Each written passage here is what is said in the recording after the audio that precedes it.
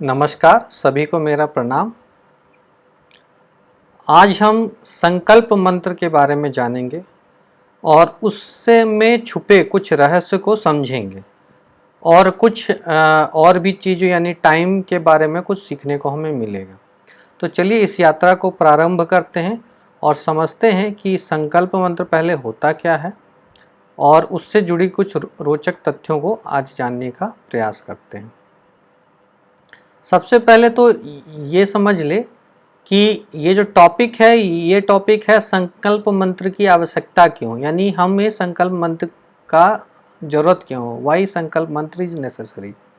संकल्प जो शब्द है यदि आप समझते हैं तो वो ये है कि हम किसी चीज़ का दृढ़ निश्चय किए, यानी कि हमको यदि आज पढ़ना है तो हम पढ़ेंगे, यदि हमें आज किसी अमुक स्थान पे जाना है तो वहाँ हम जाएंगे, यदि हमें किसी से मिलना है तो हम मिलेंगे। तो ऐसा संकल्प हम दृढ़ निश्चय अपने मन में करते, वही संकल्प हो, यानी कि हमने संकल्प लिया कि हम ये करेंगे और जिसको हम रेजोल्यूशन भी कहते हैं, तो हम उन्होंने लिया और उसके बाद उसको उसके ओर प्रयासरत हो गए। तो अब जो है इसमें होगा क्या, तो देखिए जो सबसे पहले संकल्प मंत्र होता किस प्रकार है, तो ये संस्कृत में लिखा हुआ है, इसको आप खाली पढ़े उसके बाद समझेंगे क्या है। तो सबसे पहले यहाँ क्या है, ओम विष्णु विष्णुर श्री ब्रह्मणो अहिनी द्वितीय प्रार्धे श्री श्वेतवारः कल्पे वैवस्वत मनवंतरे अष्टाविंशतितमे कलियुगे कलि प्रथम चरणे भूरलोके जम्बूद्वीपे भारतवर्षे भारतखंडे आर्यावर्तांतर्गत देशे अमुक नगरे अमुक ग्रामे, और उसके बाद फिर जो है फिर तिथि आता है कि अमुक संवत्सरे अमुक मासे अमुक पक्षे अमुक तिथो अमुक वारे, जो भी आपका नाम है कि अमुक नाम अमुक गोत्र, और उसके बाद जो कार्य के लिए कहते हैं कि जो भी कार्य, मान लिया हम यदि कुछ शुभ कार्य मान लिया सर्व कर्मेशु यानी सर्व कर्म हेतु यदि है, यदि जाप कर रहे हैं तो जाप करिष्ये, या यदि पूजा कर रहे हैं तो अमुक पूजा, जो भी पूजा कर रहे हैं जैसे गौरी गणेश पूजा तो वो करिष्ये, जो भी कर रहे हैं आप करें। तो इस तरीके से आप सबसे पहले तो संकल्प मंत्र लेते हैं। अब इसमें जो चीज़ें हैं उसको हम समझते हैं, जैसे कि पहले ओम विष्णुर है, मतलब हमने विष्णु भगवान को याद किया और उसके स्मरण करते हुए हम लिखे क्या है, ओम ब्रह्मणो अहिनी। अब इसको समझेंगे आगे क्या क्या। ब्रह्मणो मतलब जो ब्रह्मा जी हैं, द्वितीय प्रार्धे यानी जो सेकंड हाफ, द्वितीय प्रार्धे का मतलब जो सेकंड हाफ, फर्स्ट हो गया प्रथम प्रार्धे और द्वितीय प्रार्धे मतलब जो पूरा एक अर्ध है, सर्कल जो पूरा है उसका आधा यानी हो गया वो द्वितीय प्रार्धे यानी सेकंड हाफ। श्री श्वेत वाराह कल्प यानी श्री श्वेत वाराह जो है वो कल्प का नाम हुआ। फिर वैवस्वत मनवंतरे ये मनवंतर का नाम हुआ। अष्टाविंश यानी 28वां युग, और उसमें भी कलयुग यानी कलयुग तो हम जानते हैं कि कलयुग अभी चल रहा है, ये सबको है, उसमें भी प्रथम चरण अभी चल रहा है। फिर जो है उसके बाद स्थान का मतलब लोकेशन के बारे में बताया गया, जैसे भूर लोके जम्बू द्वीपे भारत वर्षे भारत खंडे। उसके बाद जो है कि मतलब इस प्लेस में, यदि आप इंडिया में हैं तो ये बोले, यदि आप कहीं बाहर में हैं तो जहाँ पे है वो वर्ष का नाम ले, वहाँ के बारे में बात करें। लेकिन जम्बू द्वीपे तो रहेगा ही, या भूर लोक यानी भूमि पे जो ये पृथ्वी है वहाँ पे आप हैं, ठीक है। अब क्या है कि ये मंत्र में दो चीज आ रहा है, एक तो आ रहा है टाइम और एक आ रहा है प्लेस। टाइम भी क्या, टाइम जो बड़े वाले हैं इस पार्ट में सिर्फ हम जो बड़े बड़े टाइम के इसमें शब्द हैं या बड़े बड़े टर्म्स जो हैं उसके बारे में जानेंगे, और जो प्लेसेस के बारे में ये हम लोग सब लोग जानते हैं। और जो जानबूझ के मैंने आधा ही श्लोक लिखा है क्योंकि यही चीज़ आज के पार्ट में सिर्फ डिस्कस होगा, नहीं तो पार्ट काफ़ी लंबा हो जाएगा। और जो प्लेस है वो कभी और बात कर लेंगे। साथ ही साथ संवत्सर, मास, तिथि, वार, इन सब के बारे में बहुत ही डिटेल चर्चा की गई है, इसलिए मैंने उसको लिखा नहीं है। तो उसको आप यदि देखे नहीं है तो उस पार्ट को जाके देख ले कि संवत्सर, वार, मास, वर्ष इन सब के बारे में बहुत चर्चा है इस चैनल पे। अब चलिए, जो सबसे पहले था ब्रह्म का मतलब द्वितीय प्रार्थ सेकेंड हाफ, मतलब समझ गए कि ब्रह्मा जी का सेकेंड हाफ पीरियड वो चल रहा है, ठीक है, वो तो समझ में आ गया। दूसरा चीज क्या था उसके बाद आप सुनिए, श्री श्वेत वाराह कल्पे, तो कल्प के बारे में की। और तीसरा चीज क्या, मनवंतरे। तो चलिए सबसे पहले मनवंतर से समझते हैं।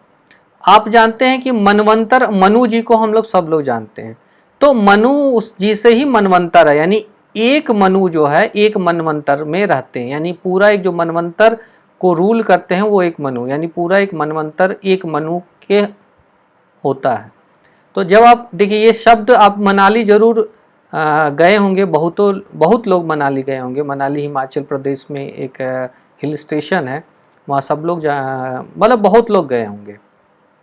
वहाँ पे एक मनु जी का टेम्पल है, ओल्ड मनाली में खास करके, इसलिए मैंने यहाँ ओल्ड मनाली लिखा है। मैं भी गया हूँ वहाँ, आप उसको देखेंगे तो वहाँ पे मनु जी का टेम्पल, उसी से मनाली नाम हुआ, और मनवंतर भी जो है उसी से है। तो अभी उसमें लिखा हुआ था वो था वैवस्वत मनवंतर।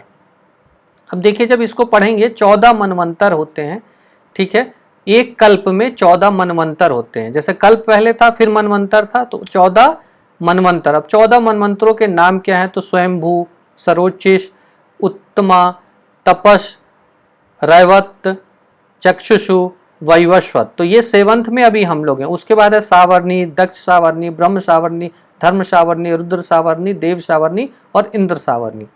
ये 14 मनवंतर के नाम है। कभी कभी आप जब देखे होंगे, जब आप दुर्गा पाठ पढ़ेंगे तो देखिए नीचे एक लिखा होगा, उसमें आप जब पढ़ेंगे तो मनवंतर का नाम लिखा होगा। उसको आप पढ़ के जरूर कमेंट करें कि कौन सा मनवंतर उसमें लिखा हुआ है, तो आपको समझ में आएगा कि अभी कौन सा मनवंतर चल रहा है, वो कौन सा मनवंतर।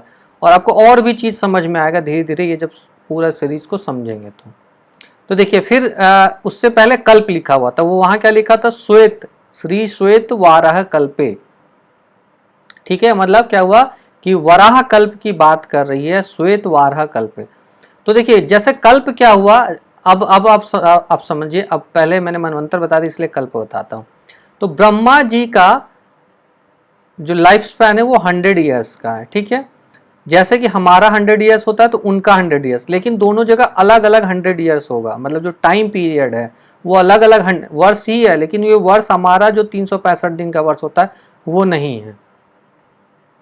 साथ ही साथ क्या है कि जो हमारा दिन होता है, हमारा यदि इंग्लिश कैलेंडर लेंगे तो 28, 29 या फिर 30 या 31 दिनों का होता है। उसी तरह जब तिथि में आते हैं तो 30 दिनों का हर मास होता है, चाहे वो श्रवण मास हो, चाहे वो ज्येष्ठ मास हो, चाहे वो पूष मास हो। उसी तरह जो कल्प है वो एक दिन है, ब्रह्मा जी का जो डे है वो ब्रह्मा जी का। अब देखिए क्या, जैसे तिथि हम बोलते हैं ना, तो वो एक तरह से तिथि का एनालॉगस आप मान सकते हैं, मतलब तिथि के समक्ष आप मान सकते हैं कल्प है। इसलिए देखिए इसमें 30 जो है कल्प का नाम है। 30 तिथियों के अनुसार है। तो क्या क्या है, श्वेत है, नीला लोहित है, वामदेवा, इसी तरह करके जो पितृ तक आता है। और यहाँ देख ले 15वां जो है वो कौरमा है, जो मतलब उसका संबंध जो है आप पूर्णिमा से मान सकते हैं कि पूर्णिमा, वहाँ का जो पूर्णिमा है उसको वो बुलाते हैं। और अमावस्या हम लोग सब जानते हैं कि जो पितृपक्ष आता है उसमें पितरों का पूजा होता है, और अमावस्या के दिन सब पितृ का पूजा हो सकता है। पहला चीज तो ये। दूसरा चीज, जब हम तिथियों का जो स्वामित्व होता है वहाँ पे आप देखेंगे अमावस्या का जो दिन होता है वहाँ पे पितृ का वो दिन कहलाता है अमावस्या। तो यहाँ भी उसी हिसाब से, तो उस तरह से कोरिलेट कर सकते हैं। जैसे हम देखें जो महेश्वर लिखा हुआ है 29वां नंबर, तो ये चतुर्दशी से कनेक्ट कर सकते हैं आप। और आप मान सकते हैं कि जो चतुर्दशी है वही महेश्वर, क्योंकि यहाँ महेश्वर के जो त्रिपुर जगह था, जो 3 लोक था, जिसको कि फिर महेश्वर यानी जो शिवजी हैं उन्हें त्रिपुरासुर नामक जो है राक्षस को वध करके उस पर फिर जितने भी वहाँ पे असुर थे उसको हटाया गया, मतलब वध किया गया, उसको ख़त्म किया गया। तो वहाँ से भी कनेक्ट किया जा सकता है, जैसे त्रिपुरा भी बोला जाता है उसको। तो आप समझ लिए कि ऐसे करके 30 कल्प हुए। 30 कल्पों का नाम जो हमारा जो है श्री श्वेत वराह कल्प है, वराह। ठीक है। अब देखिए इसमें मैं सबको एक साथ लाने का प्रयास किया हूँ। सतयुग, कलयुग, त्रेता युग ये सब लोग जानते हैं, इसमें किसी को डाउट नहीं है। बस अब क्या है, जो पुराणों के हिसाब से वे कल्प का भी नाम था, मनवंतर का भी नाम था, ये भी जो है ये भी उसी के हिसाब से जो कैलकुलेशन है वही है। तो देखिए क्या होता है कि जो हम ब्रह्मा जी का बात की तो 100 साल उनका लाइफ होगा। द्वितीय प्रार्धे का बात हुआ यानी कि सेकेंड हाफ, ठीक है, पहला चीज तो ये हो गया। उनके जो 1 ईयर्स होंगे उसमें 360 उनके दिन होंगे, ठीक है। कल्प जो है उनका एक दिन का नाम हो गया। उस एक कल्प में 14 मनवंतर होगा, ठीक है। और एक मनवंतर में 71 युग या महायुग जो बोले वो होता है। युग क्या होता है, जो चारों युग को मिला के युग होता है। उसमें सतयुग, त्रेता, द्वापर और कलयुग ये सीक्वेंस रहा है। अब उसमें क्या हुआ है कि सतयुग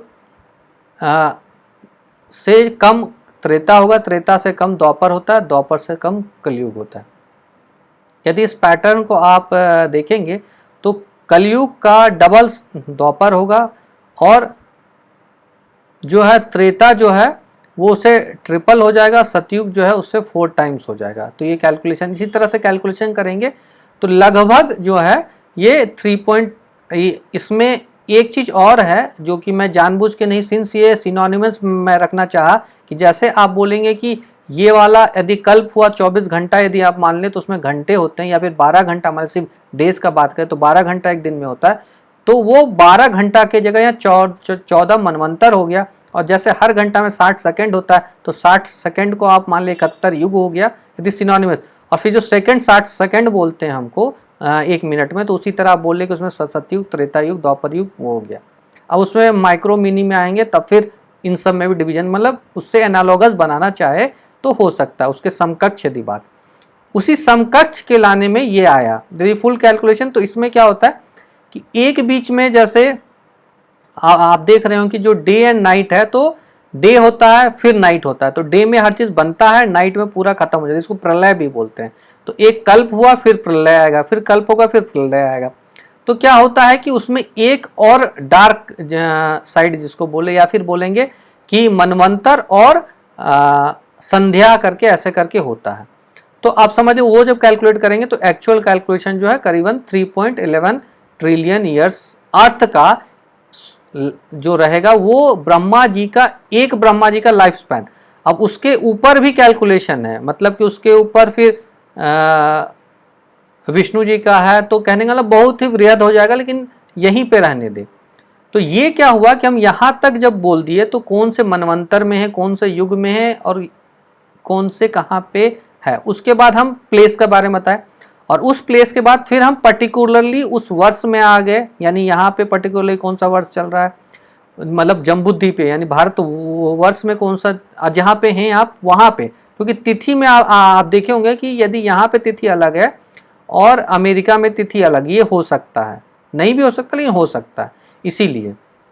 तो उस तरीके से पहले मेजर वाला पार्ट टाइम का आ गया, फिर प्लेस आ गया, फिर माइनर पार्ट जो टाइम का होता है वो आ गया, और फिर हमारा जिस कार्य के लिए हम करें उस कार्य को लेंगे। तो ये 4 पैटर्न है यदि आप पूरे संकल्प मंत्र को, चाहे आप हिंदी में बोले चाहे मन में बोले, जैसे बोले, जिस लैंग्वेज में बोलना चाहते, ऐसा कोई जरूरी नहीं संस्कृत में ही बोले। तो कहने का ये मतलब था मेरा सिर्फ कि आप ये जो पैटर्न है इसको आप समझिए क्या कहना चाह रहा है।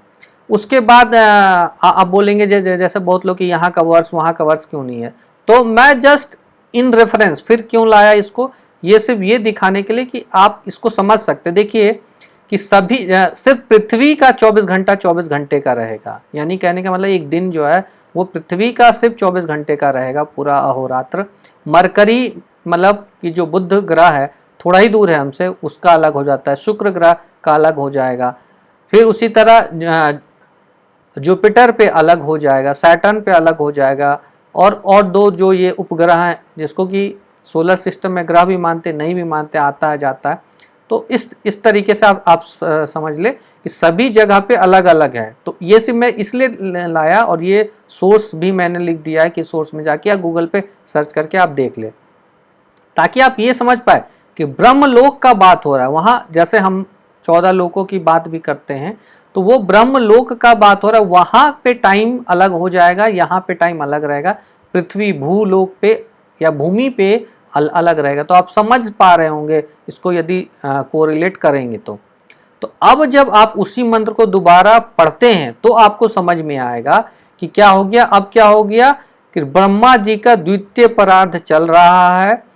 कौन सा कल्प है? तो श्वेत वाराह कल्प है। मनवंतर कौन सा है? तो वैवस्वत मनवंतर है। कौन सा युग चल रहा है? तो जो 71 में 28 है, मतलब 71 जो टोटल था उसमें 28 है। उसमें कौन सा युग चल रहा है? जो 4 युग है, सतयुग, त्रेता, द्वापर और कलयुग। कलयुग चल रहा है। कलयुग का प्रथम फेज चल रहा है। उसके बाद टाइम, उसके बाद मतलब प्लेस हो गया। फिर माइनर टाइम हो गया कि जैसे कौन सा संवत्सर, यदि नल, जैसे संवत्सर भी 60 नाम है तो उसमें यदि संवत्सर नल संवत्सर चल रहा है 2077 विक्रम संवत बोल सकते। उसके बाद मान लिया आज का है तो श्रवण मास है। जो तिथि है तो तृतीयो तिथि। उसके बाद यदि शुक्ल पक्ष चल रहा है, कृष्ण पक्ष चल रहा है तो कृष्ण पक्ष या शुक्ल पक्ष जो भी चल रहा है। उसके बाद जो है तिथि हो गया। उसके बाद वार, यदि आज शुक्रवार है तो शुक्रवार है। उसके बाद आप बोले कि अमुक गोत्र, मतलब आपका नाम कौन आदमी कर रहा है। यानी कहने का मतलब है कि आप अपने बारे में बताइए कि मैं कर रहा हूँ, जो भी आपका नाम है गोत्र बता दीजिए। और उसके बाद जिस कार्य के लिए कर रहे हैं, यानी कि पूरा आप अपना जब तक कोऑर्डिनेट्स टाइम के साथ, यानी आप बोलते हैं ना मीटिंग होना है, कहाँ होना है? तो दिल्ली में होना है, कहीं पे होना है, कनॉट प्लेस में, रूम नंबर ये N ब्लॉक में, रूम नंबर या शॉप नंबर इतने। यदि ऐसे आप जब तक नहीं बताएंगे तब तक कोई आपके पास, मतलब कितने बजे जाना है वो तो बताना ही है, साथ ही साथ कौन से जगह पे जाना है वो बताना है, और कौन कौन रहेगा मीटिंग में। तो उस तरीके से ही आपको फुल अपने कोऑर्डिनेट्स देने हैं और टाइम के साथ, तभी आपका होगा। और तब ये संकल्प मंत्र सिर्फ और सिर्फ इतना ही है और कुछ नहीं है। ठीक है, तो आशा करता हूं कि ये बहुत अच्छे तरीके से आपको समझ में आया होगा। और इसे कैलकुलेशन पे ज़्यादा नहीं जाना, ज़्यादा ये समझना है कि ये पैटर्न क्या है, क्या कहना चाहता है हमें, वो ज़्यादा महत्वपूर्ण है। और ये करना क्यों ज़रूरत है, क्योंकि सिर्फ आप ये बोल दे तो कि मैं यहाँ पे हूँ तो नहीं होगा। आपको साथ ही साथ टाइम भी बताना होगा, यानी प्लेस और टाइम, और वो एग्जैक्ट बताना होगा ताकि ये हो सके कि आपको लोकेट किया जा सके कि आप ही हैं वो उस काल में। क्योंकि बहुत सारे लोग अलग अलग जगह पे हो सकते हैं। बहुत, हमारा तो कॉन्सेप्ट है कि मल्टीवर्स है, तो इस कॉन्सेप्ट पे ये पूरा जो डिज़ाइन किया गया है, जो संकल्प मंत्र है। मैं आशा करता हूँ आप बहुत अच्छे तरीके से इसको समझे होंगे। और यदि अच्छा लगा वीडियो तो लाइक करें, शेयर करें। पुनः सभी लोगों को बहुत बहुत धन्यवाद।